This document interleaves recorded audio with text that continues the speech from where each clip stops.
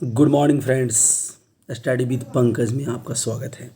आज हम लोग एसएससी के लिए एनसीईआरटी की सार संग्रह बुक के माध्यम से आपके जीएस को चार चांद लगाने के लिए हम हाजिर हुए हैं और आप हम मिलके अपनी नॉलेज को इन्हेंस करते हैं और देखते हैं गुलाम वंश का पूरा काल था 1206 से 1290।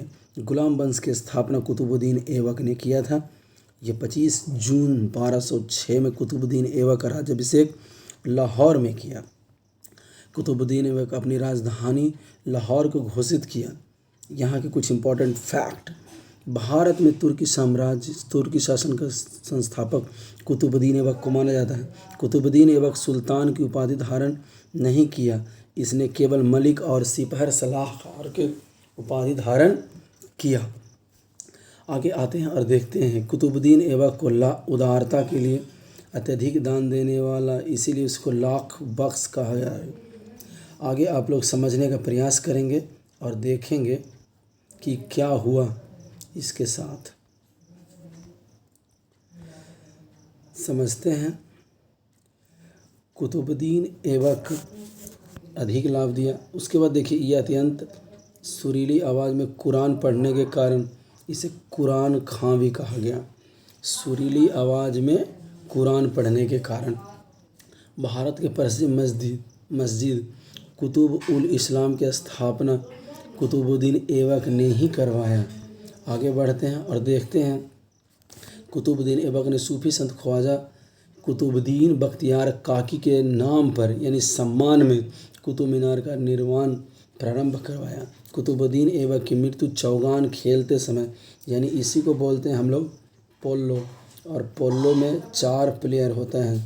ये 1210 में चौगान खेलते समय घोड़ा से गिर गया और मर गया।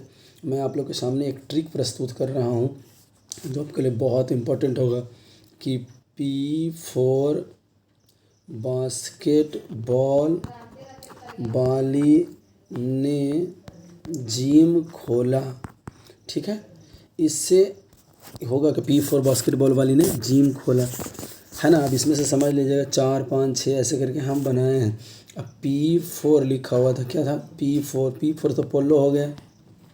P4 बास्केटबॉल में 5 प्लेयर ने, वॉलीबॉल में 6 प्लेयर ने जिम खोला। ने से नेटबॉल 7 प्लेयर, कबड्डी भी इसी में आता है। ने जिम से जिम्नास्टिक में 8 प्लेयर, खो से खो में 9 प्लेयर। ये आपका 1 नंबर पूछेगा। पोलो की शुरुआत कहाँ से हुई, भारत के किस राज्य से, तो मणिपुर से हुआ था। आगे हम लोग बढ़ते हैं। कुतुबुद्दीन के मृत्यु के बाद उसका पुत्र आराम शाह को गुलाम वंश का अगला शासक बना दिया गया, लेकिन वो अच्छा नहीं रहा, इसके कारण उसे हटा दिया गया और उसी को एक इल्तुतमिश को बना दिया गया। इल्तुतमिश सुल्तान बनने से पूर्व कहाँ का सूबेदार था, तो बदायूं का सूबेदार था। दिल्ली सल्तनत का वास्तविक संस्थापक किसे माना जाता है, तो ये इल्तुतमिश को ही माना जाता है। इल्तुतमिश दिल्ली सल्तनत का प्रथम सुल्तान था जिसने दिल्ली को अपनी राजधानी बनाया तथा बगदाद के खलीफा से सुल्तान की उपाधि प्राप्त की। आगे बढ़ते इल्तुतमिश ने 40 योग्य तुर्कों गुलामों को मिलाकर एक दल बनाया था। उस दल का नाम था तुर्कान या चहलगामी या चालीसा दल। आगे बढ़ते हैं। ये नसरुद्दीन के बारे में बात की कि ये शांसो भाव का तो इतिहासकार इसको कहेगा।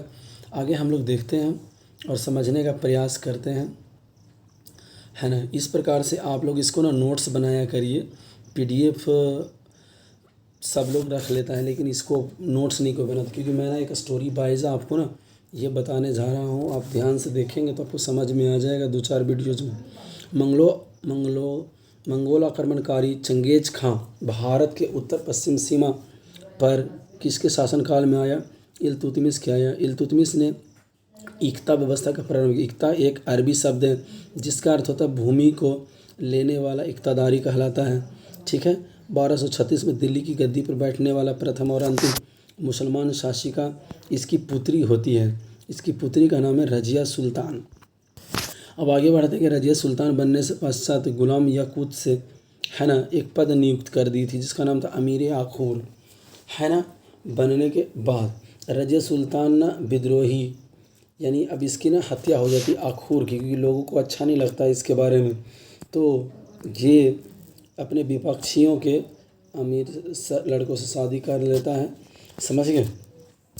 आगे बढ़ते हैं, हम लोग देखते हैं कि यहाँ पर रजिया विद्रोही अमीर रजिया की हत्या करवा दिया और वो सुल्तनत पर बैठ गया। कौन? बहराम शाह। बहराम शाह के कार्य का नायबे मुमक्कित बोला जाता है, पद का सृजन किया जिससे होता अधिकार निहित होते हैं। इस पर सर्वप्रथम ने एतगीन की नियुक्ति की।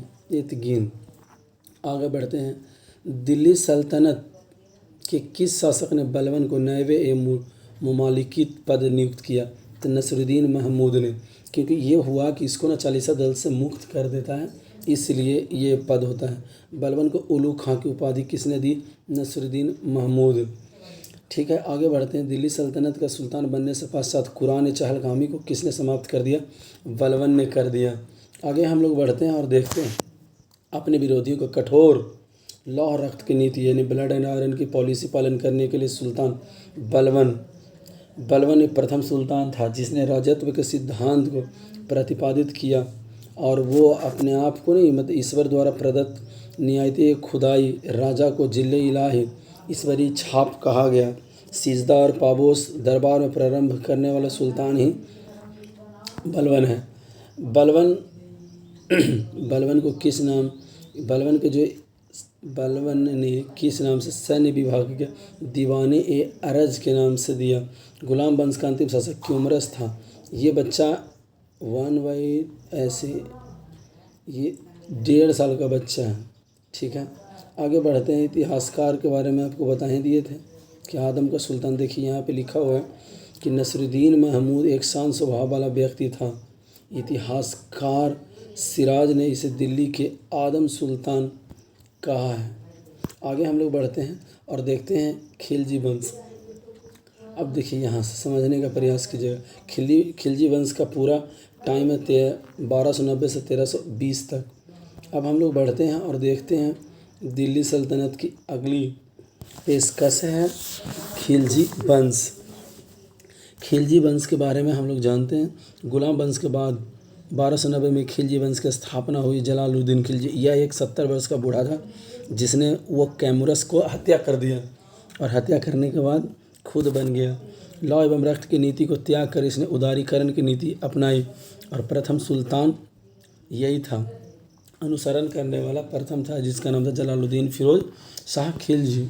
अगला पॉइंट है इसका कि वर्ष 1296 में काड़ा यानी मानिकपुर में जलालुद्दीन की हत्या कर दी अलाउद्दीन खिलजी। ये इलाहाबाद के निकट है वहाँ पे, क्योंकि ये खम्स की बंटवारे के लेके थोड़ा विवाद हो गया था। अलाउद्दीन खिलजी का बचपन का नाम था अली गुरसाब।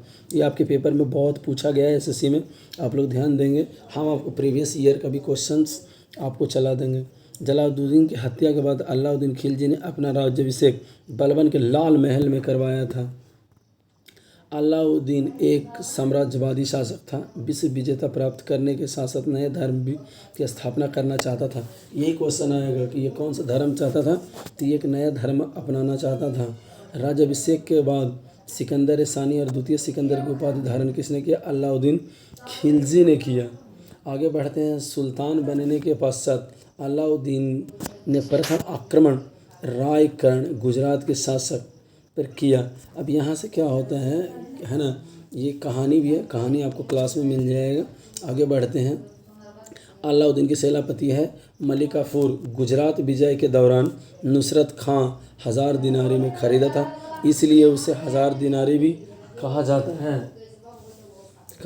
आगे बढ़ते हैं कि 1303 में अलाउद्दीन के द्वारा चित्तौड़ पर आक्रमण के समय वहाँ का शासक था राणा रतन सिंह।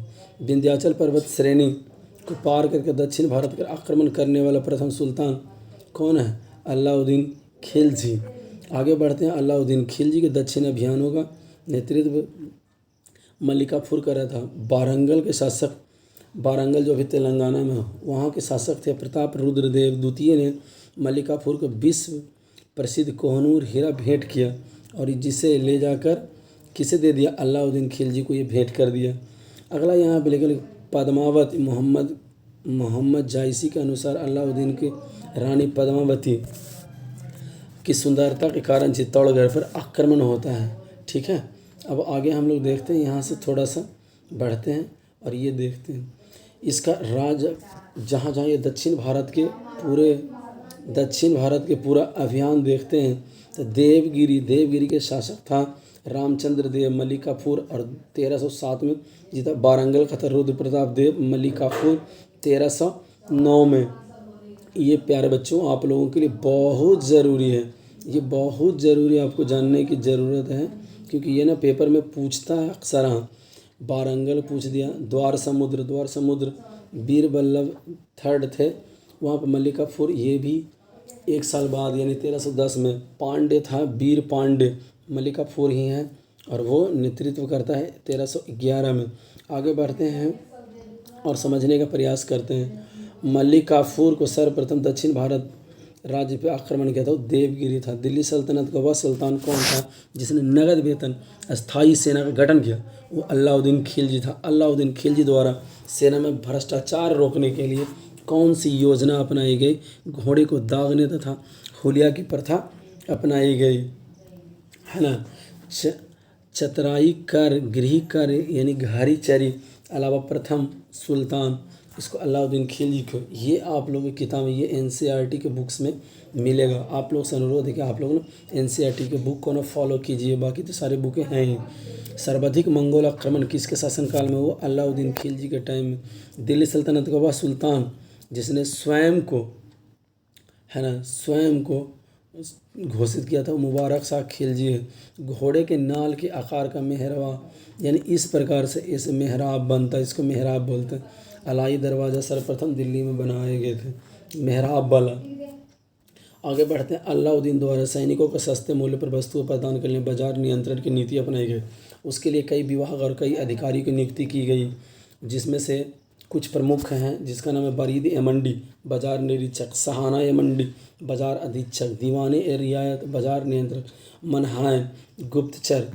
ठीक है, आगे बढ़ते हैं। सुंदरता के कारण हुआ था। ये थे हमारे छोटे से खिलजी वंश। अब हम लोग आते हैं और देखते हैं। आप देख रहे हैं स्टडी विद पंकज। अगर आपको किसी तरह का कोई क्लास चाहिए तो यहाँ पे यमुनानगर में दीक्षा एकेडमी है, आप वहाँ जाके विजिट कर सकते हैं।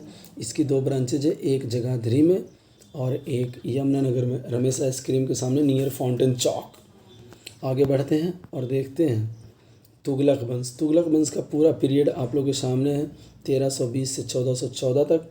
और हम लोग आगे देखते हैं इसके बारे में। तुगलक वंश की स्थापना, है ना, 1320 में तुगलक वंश की स्थापना किया गया, है ना। और गयासुद्दीन तुगलक जो गाजी मलिक। अब आगे बढ़ते। सुल्तान के काल में नहरों का निर्माण, डाक व्यवस्था आरंभ करने वाला प्रथम सुल्तान गयासुद्दीन था। किस सूफी संत के और गए अच्छे संबंध थे? निजामुद्दीन औलिया से थे इनके संबंध अच्छे थे, बट ना ये खराब हो जाता है उनके बच्चे के लेके। आगे बढ़ते हैं। बंगाल अभियान से लौटते समय गयासुद्दीन तुगलक को आदेश दिया गया कि उसने दिल्ली पहुंचने से पहले ही औलिया के लिए छोड़ दे। निजाम औलिया ने सुल्तान के विषय में कहा, अभी दिल्ली दूर है। इसको ना उस समय के फारसी लैंग्वेज होनी चाहिए, दिल्ली दूरस्थ, है ना। दिल्ली के सल्तनत का सर्वाधिक विद्वान सुल्तान शासक था MBT मोहम्मद बिन तुगलक। ये अपना मोहम्मद बिन तुगलक के ना कुछ कार्य यहाँ पे जान लेंगे। योजना था राजधानी परिवर्तन 1326 से 1327, यानी कि तुगलक से देवगिरी दौलताबाद के नाम रखा गया। सुल्तान उसकी राजधानी बने, यह सफल रहा। फिर वह पुनः वहाँ भी ये ना अपनी राजधानी फिर वापस। आगे देखते हैं। दूसरा था द्वाब क्षेत्र को जीतने के लिए, द्वाब क्षेत्र में कर वृद्धि के लिए यह भी असफल रही, क्योंकि 1327-28 में वहाँ अकाल पड़ जाने के कारण जनता उसको टैक्स नहीं दे पाई। अगला था सांकेतिक मुद्रा। सांकेतिक मुद्रा में ये 1330 में चलाया, चांदी के सम्मान में चलाने लगा और वहाँ पे भी यह सफल रहा, क्योंकि लोगों ने शीशा का बना के उसको भेज दिया। खुरासान का अभियान 1336 से 1337। खुरासान जीतने के लिए वो ना 3,70,000 सैनिकों के 1 साल के अग्रिम वेतन दे दिया, इससे उसको दिक्कतें आ गई। कराची अभियान 1337 से 1338। तुगलक ने खुसरो शाह के नेतृत्व में 1,00,000 सैनिकों को भेजा, लेकिन मौसम खराब हो जाने के कारण वहाँ पे ना सारे सैनिक मर गए, केवल 10 सैनिक ही वापस आए। आगे हम लोग बढ़ते हैं और देखते हैं उसके कुछ इम्पोर्टेंट्स और भी काम जो समझना है। अगला देखिएगा, ठीक, कृषि के विकास हेतु अमीर कोही का स्थापना किया MBT ने, ये उसके ना विकास के लिए नाम है। भारत का सर्वप्रथम सांकेतिक मुद्रा MBT ने ही चलवाया। मोरक्को का यात्री यानी निवासी इब्न बतूता भारत आया 1333 में, और उसने यहाँ के प्रशासन को देखकर और इसके चरित्र को देखते हुए एक पुस्तक लिख दिया जिसका नाम था रहेला। रहेला पुस्तक के लेखक रचनाकार कौन है? Ibn Battuta. MBT का काल, सल्तनत से विद्रोह करके 1336 में हरियर और बुक्का ने एक विजयनगर साम्राज्य की स्थापना की 1347 में, और वहाँ के हसन गंगू, कौन? हसन गंगू, है ना, हसन गंगू, हसन गंगू और बहमनी राज की स्थापना की। आगे बढ़ते हैं हम लोग। होली के त्यौहार को सार्वजनिक कर दिया प्रथम सुल्तान ने, और इसमें ये भाग भी लिया MBT ने। किस जैन संत ने मोहम्मद बिन तुगलक से संबंध रखा? जिन प्रभासुरी। ये भी टॉप क्वेश्चन है, ये हैं आपके SSC के very very important question. MBT की मृत्यु के पश्चात दौरान कहाँ होगी? सिंध अभियान 1351 में सैनिक शिविर में इसका मृत्यु हो गया। सैनिक शिविर में ही इसका बेटा का फिरोज शाह तुगलक का ना क्या हो जाता है?